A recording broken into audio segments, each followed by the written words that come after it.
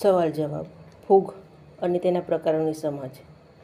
સવાલ જવાબ. સવાલ 1. ફૂગના વૈજ્ઞાનિક અભ્યાસને કયા નામે ઓળખવામાં આવે છે? જવાબ માઇકોલોજી. સવાલ 2. નીચેનામાંથી કયા પ્રકારની ફૂગનો ઉપયોગ ખોરાકમાં ખાવા માટે સૌથી વધુ થાય છે?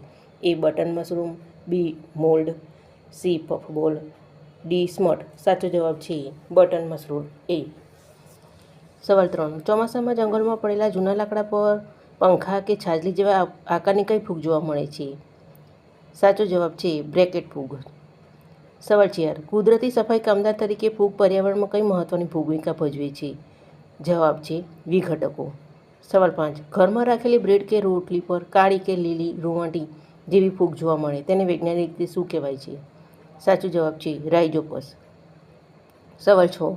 ચોમાસામાં ઉગતા કયા પ્રકારના મશરૂમ અત્યંત ઝેરી હોય છે અને ક્યારે ન ખાવા જોઈએ? જવાબ છે ટોલ્ડસ્ટૂલ. સવાલ 7. વિશ્વની પ્રથમ એન્ટીબાયોટિક દવા પેનિસિલિન કઈ ફૂગમાંથી શોધવામાં આવી હતી? જવાબ પેનિસિલિયમ નોટેટમ.